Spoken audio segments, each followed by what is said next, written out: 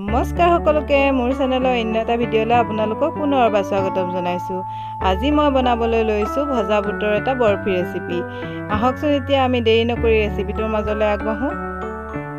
এই ভজা বুটৰ বৰফিটো বনাবৰ কাৰণে প্ৰথমতে মই এটা মিক্সিৰ বাতি লৈ লৈছোঁ। ইয়াত মই এই বাতিটোৰ জোখেৰে এবাতি চেনি দিছোঁ, 4টা ইলাচি দিছোঁ আৰু ইয়াত 10-15টামান মই কাজু দি দিছোঁ। এতিয়া প্ৰথমতে মই এইখিনি ধুনীয়াকৈ গুড়ি কৰি ল'ম। মই এইখিনি ধুনীয়াকৈ গুড়ি কৰি ল'লোঁ। এতিয়া মই এখন ডিছ লৈ লৈছোঁ আৰু চাকনিখনৰ সহায়ত এইখিনি এবাৰ চাকি দিছোঁ, যাতে যিখিনি গোটা গুটি আছে সেইখিনি চাকনিখনৰ ৰৈ যায়। এতিয়া চাওক মই এইখিনি ধুনীয়াকৈ চালি ল'লোঁ আৰু এইখিনি গোটা গুটি ওলাইছে, এইখিনি মই এতিয়া পেলাই দিম।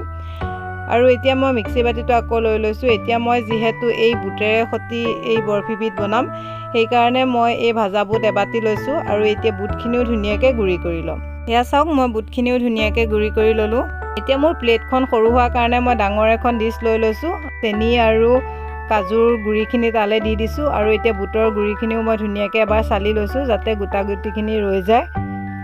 তাৰপিছত ইয়াত মই দিছোঁ এতিয়া এবাতি জোখৰ মিল্ক পাউডাৰ। মিল্ক পাউডাৰ দিলে ইয়াৰ টেষ্টটো ধুনীয়া আহে, সেয়েহে মই ইয়াত এবাতি মিল্ক পাউডাৰ দি দিছোঁ।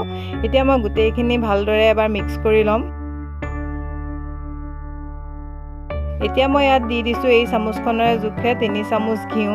এতিয়া মই ঘিউখিনি দি হাতৰ সহায়ত এইখিনি ভালদৰে মোহাৰি পেলাই মিলাই ল'ম।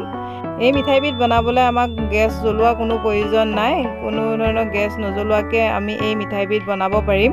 এই মিঠাইবিধ বনাবলৈ একেবাৰে সহজ আৰু খাবলৈও বহুত টেষ্টি হয়, একদম কাজু কাটলিৰ দৰেই লাগে। এইখিনি ভালদৰে এবাৰ মিলোৱাৰ পিছত মই এই মেজাৰিং কাপটোৰ জোখেৰে অকণমান ধৰি লওক 3-4 চামুচমানৰ জোখৰ গাখীৰ দি দিছোঁ।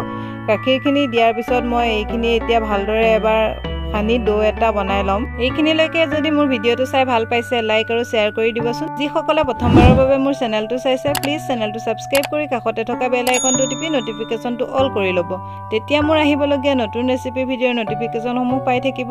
এতিয়া মই বৰফিটো বনাবৰ কাৰণে মই এখন বগা কাগজ লৈ লৈছোঁ। কাগজখনত মই এয়া অকণমান তেল সানি লৈছোঁ। যদি আপোনালোকৰ পলিথিন থাকে, ভাল চাফা পলিথিনো ল'ব পাৰে। তাৰপিছত ইয়াত মই এতিয়া বুটৰ ডোটো দি দিছোঁ। ডোটো দিয়াৰ পিছত এতিয়া মই এনেকৈ বেলনা মাৰিডালৰ সহায়ত এনেদৰে ধুনীয়াকৈ বেলি লৈছোঁ।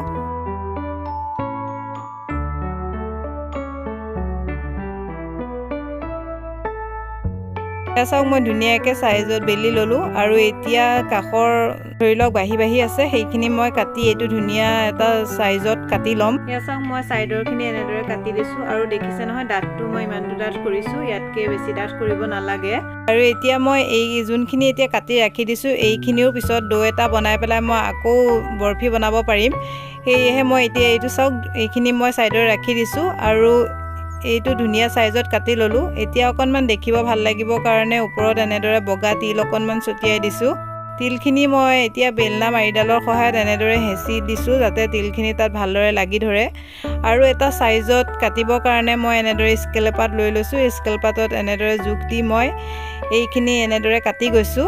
আৰু এতিয়া মই যিহেতু বৰফি বনাম, সেয়েহে বৰফি শ্বেপ দি এনেদৰে ধুনীয়াকৈ কাটি লৈছোঁ।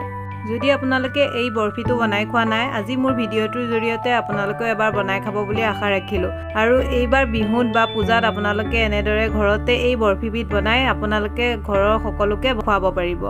যোনখিনি বৰফি আকাৰ লোৱা নাই সেইখিনি মই আঁতৰাই দিছোঁ। আৰু চাওক ভজা বুটেৰে বনোৱা মোৰ বৰফি ৰেডি হৈ গ'ল। আৰু আপোনালোকে দেখিলে ক'বই নোৱাৰিব যে এইটো বুটেদি বনাইছোঁ নে কাজুৰ কাটলি হয়। এনেদৰে আপোনালোকে এইবাৰ বিহুত এই বৰফিবিধ বনাই খাই চাবচোন। শেষত আজি মই ভজা বুটেৰে বনোৱা বৰফি ৰেচিপিটো কেনে পালে কমেণ্ট কৰি জনাবলৈ নাপাহৰিব। যদি ভাল পালে লাইক আৰু শ্বেয়াৰ কৰি দিব। আকৌ লগ পাম নতুন এটা ৰেচিপি ভিডিঅ'ৰ সৈতে। তেতিয়ালৈকে ভালে থাকক, সুস্থ থাকক। আজিলৈ বাই বাই।